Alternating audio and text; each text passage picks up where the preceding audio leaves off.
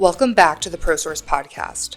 My name is Molly, and today we are inviting on one of our Trade Pro members from ProSource of Omaha on the podcast, Owen Dewey. Owen Dewey is the owner of DFC Flooring. DFC Flooring Specialist is a family-owned and operated business.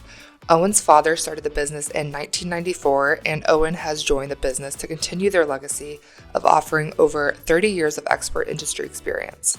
They help their clients install carpet, vinyl, LVT, and laminate flooring professionally by certified installers and skilled craftsmen. Let's go ahead and welcome on Owen Dewey onto the ProSource podcast. So today we have on one of our trade pros, Owen Dewey. He is the owner of DFC Flooring Specialists out of Omaha, Nebraska.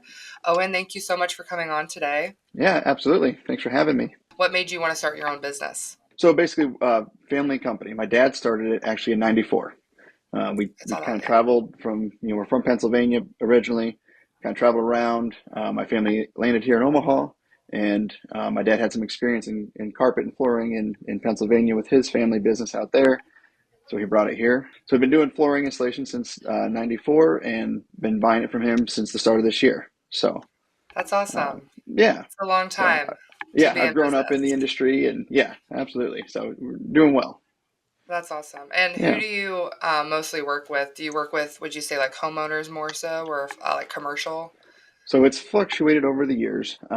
But yes, I think we deal with more contractors and builders more than anything. Gotcha. We do work with homeowners directly, and we do remodels and things like that, for sure. But I think right now, most of our work is coming from a contractor, a builder, or even designers. Gotcha. That's awesome. So today's episode, we're really focusing on flooring, which is great because DFC Flooring is perfect for this episode. How long have you been a member of ProSource, and how has ProSource helped support you and your clients? Sure. So DFC Flooring, like I said, was here in '94 in Omaha. I think ProSource came to Omaha '94, maybe '95. I might be off right there, but I was talking to my dad a little bit about it, and he was actually in the Omaha area, and ProSource had called him and saying, "Hey, we're coming in. Here's what we do. Here's who we are. Are you interested in becoming a member?" And so my dad was one of the first members at ProSource Omaha. Oh, wow. That's awesome. Yeah. So a long time then. We've had a great relationship. Yeah. With ProSource. That's great. So is there any like specific ways that ProSource helps DFC Flooring, maybe more so than others? I mean, the biggest thing I think is the showroom. The salesmen are experts in what they have, the product that they have, and then the showroom paired with the knowledgeable salesman it's really easy to work with ProSource. Send a customer, anybody, they don't know what they want yet. They call us. They got our name from a friend, a neighbor, whatever. We go out there, and when you talk about their project, I give them some ideas. I tell them there's only a million options out there, so go to ProSource, talk to the salesman here, and tell them exactly what you told me. I want something in the grays, or the browns, or whatever, and they'll help limit the millions of options down to a few that you're going to really like. Yeah, that's the big thing. Is it's very overwhelming sometimes for people going into the showroom.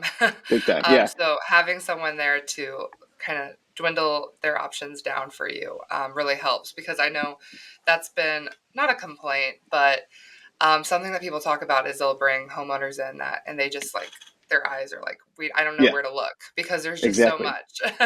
There's too much in your face. Yeah. Exactly. Yeah. I always encourage customers, Google things, bring up like pictures and inspirational photos that you like. And then the salesman will easily be able to pull something off the shelf. He knows right where to go, get those and show you what, and then you can determine, actually, I saw that. I kind of like that.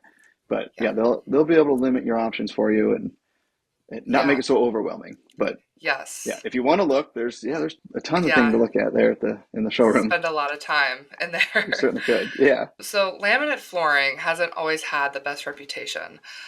What feedback have you heard about laminate flooring from homeowners or anyone you work with looking to replace their floors? Back in the day when it was first come out, I guess it was trying to be in competition to a wood floor or comparable to a wood floor, or more economical, cheaper version of a wood floor.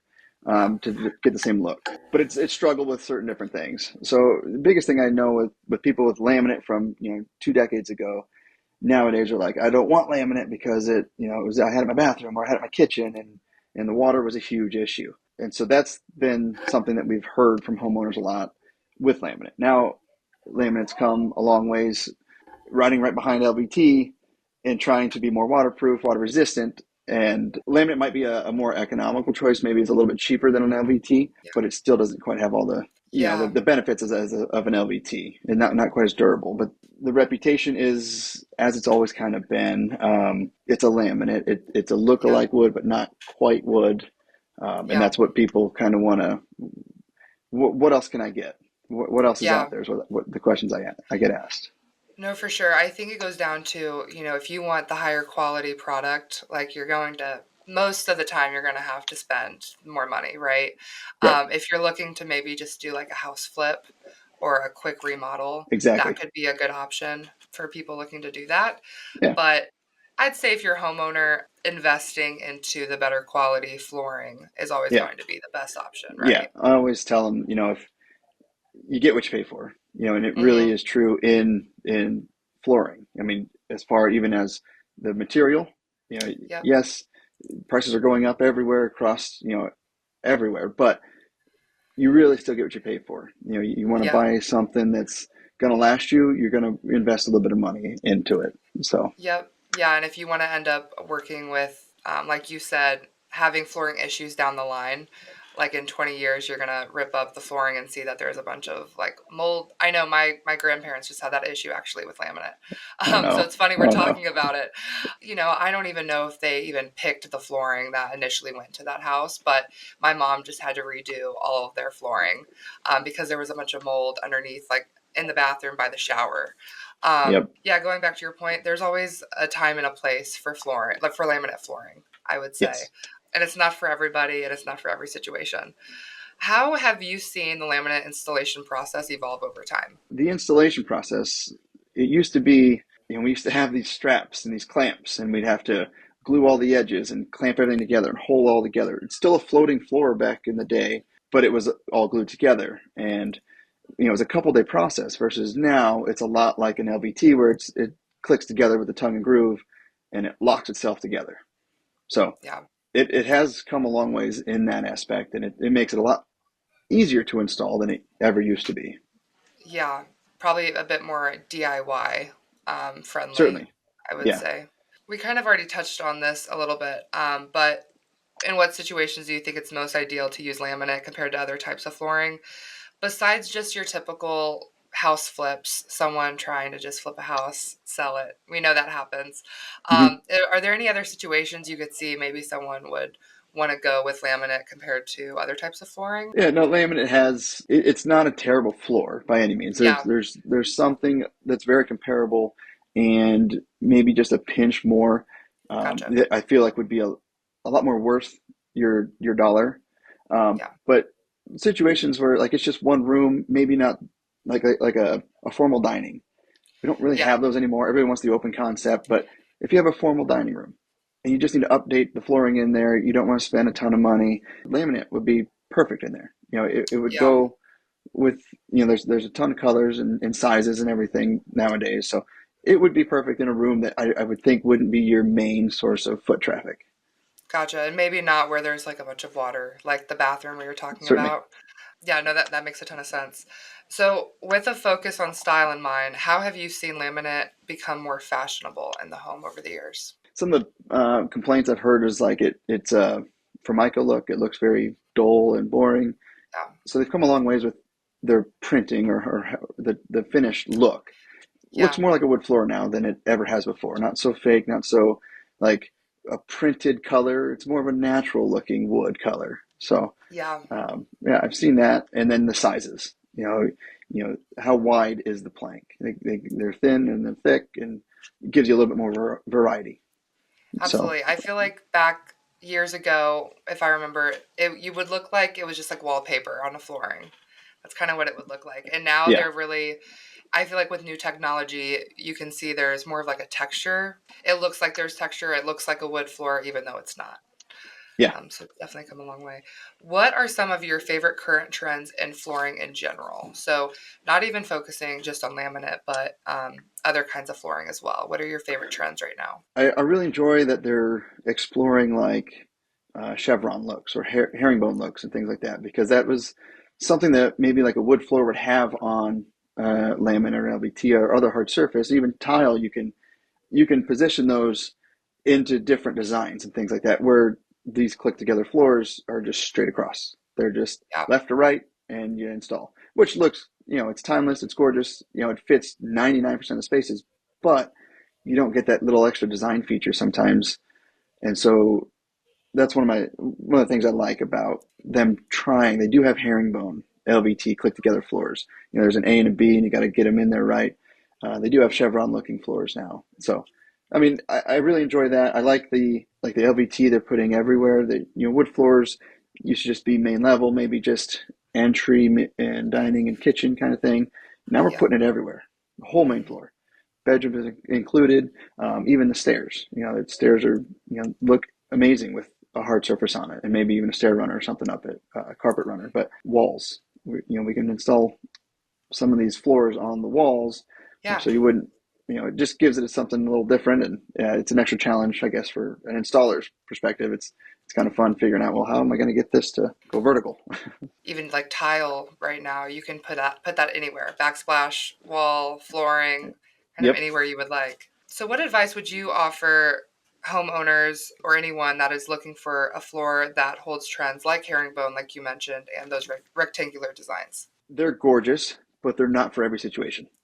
I guess that Gotcha. would be my Okay. biggest thing. So they're not the layout, I guess. So we don't want, like in the photo they're looking at, their inspirational photo, Google, those are perfect examples of exactly what that floor is designed for Yeah. or supposed to look like. But not everybody's space is willing to accept, a herringbone floor, because sometimes we might have these little tiny cuts or these little tiny pieces along the wall, or maybe there's two hallways or two ways around the island, and one's going to look centered and the other one's going to look like, well, it's kind of Yeah. wonky. So I guess the idea is really cool, but it might not fit every single space. Yeah, the idea is neat. Listen to some professionals and get some ideas that way. But or maybe you could do like an inlay or something of the herringbone, or add it in a different room, if you wanted that look. And this comes up a lot too when we're talking about like bathroom remodels and homeowners wanting to put in like specific showers and bathtubs, but they have like a wall sticking out. It's like, do you want to knock that wall down to put this in? Because that's a whole other project, right? Yeah, And that's when yeah, it comes down to flooring sometimes too. Like you mentioned, if there's obstacles in the way of that flooring, it's like, do you want to knock this yeah, wall down to put that in, or do you want to just go with exactly. something else? Well, and some of the biggest complaints about all floating floors is the transition pieces. Yeah, People really don't like them. They're ugly. There's this and that. Some manufacturers make really good ones that are very minimal, but that's the other thing to keep in mind. We have to break some of these sometimes, and it just might not be the clean look you're looking for. It's a yeah. pretty product. It's got the cool design you wanted, but you're going to have these awkward, weird little transitions here and there, and it might not come out as you're expecting. Yeah, absolutely. In your opinion, when it comes to durability, what flooring would you recommend overall? Durability. We're talking floating floors, I suppose. So LVT against like a wood floor. Gotcha. Um, if we're talking like you have pets, you have dogs, Yeah. big dogs. A wood floor, you're going to see the indents. They're not necessarily scratching the surface, but they're indenting the wood, kind of like Yep. drawing your finger through the sand. And so the light reflects off of that, and you can see that indent forever. And there's nothing you can really do. You replace the boards, but Yeah. the dogs are around for 10 years, so it's not going to be fixed. Anyway, Oh yeah. an LVT floor, is a little more resilient. It'll hold up against some of those indents. You won't see the scratches. They won't scratch it nearly as easy, and they certainly won't indent it like a wood floor. Now, it doesn't make it 100% scratch proof in my experience. You can't push your fridge across it sideways and expect it not to Yeah. scratch the floor. Now, some laminates I do know have a different surface, maybe not quite the textured, or they're maybe a little bit smoother, um, and it might fight against the scratch a little bit more than an LVT would. But I do know Hmm. like it. laminate might chip in the corners a little bit easier. It's a little bit more rigid, doesn't have so much give into it like an LVT floor would. So Yeah. as far as durability, there's a give and take, and I think LVT takes the cake though, as far Okay. as all the way around. It's pretty Yeah. durable. It can go in wet locations, and it fights against the foot traffic, the rocks coming in on your feet in the winter, the pets. So I mean, just Yeah, don't. I would say like hardwood, especially. We have hardwood in our home, and Mhm. we have a dog, like a senior dog. So we try to keep him away from the hardwood when we're not home in case there is an accident, because it is hard to clean up, like you said. Certainly. And if Yep. we had LVT, maybe that would be a little bit easier. Do you think that it depends on the brand too with LVT? Like, are other brands better than others at combating Certainly. some of those issues? Certainly. So I think like you're talking laminate to LVT. Laminate might be a little bit more cost effective than an LVT, but then in both of those, there's going to be a good, better, Yeah, best. Yeah, and the price absolutely. range will reflect that as well. Certainly, there are Yeah, products that we really enjoy working with, and there are products that's like, oh, yeah, okay, it'll be, I mean, it'll work. We'll get it yeah. handled, but yeah. So, with your experiences in mind, how has ProSource helped elevate flooring for your clients? Yeah, so like we talked about earlier, just being able to have that showroom available, you know, The options. Yeah. yeah, all the options. So anybody that calls DFC, anybody that I talk to that needs ideas or needs some flooring, it's very easy to talk to them about, you know, what they need, what they can do. I see the space, I give them options on, you know, sometimes like a floor might need to be flattened or something, and maybe a floating floor might not be the best option, or maybe it is. Regardless, maybe we just put carpet in there. Doesn't matter. Send them to ProSource. I'll have a conversation with the customer. They can have ideas, at least walking into ProSource, tell that salesman what they're thinking, what we discussed, and they got that whole showroom to take a look at, and to come up with an idea of what they want to put in their space. So Absolutely. yeah, again, the knowledgeable salesman in the showroom is huge.